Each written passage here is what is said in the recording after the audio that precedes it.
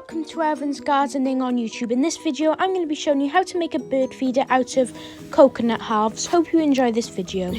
With one of the halves, you need to make one hole on either side, just like you can see how I've done it. You can see how I've done it on the screen.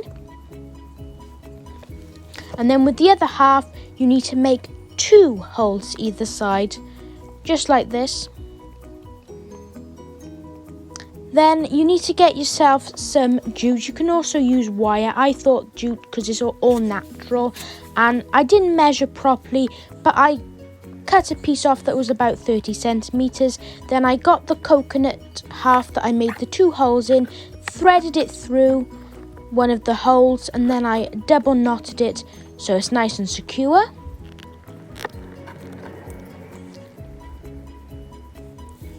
And then I got the other coconut husk,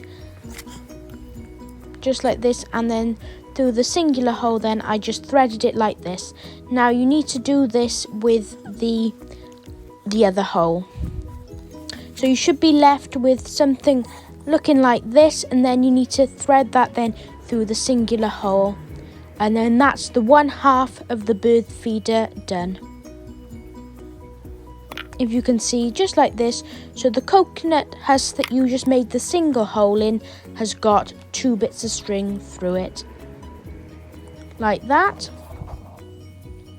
And I created it on the other side, and I tied a nice knot so that they won't go through, so the two bits of string won't go through the single hole.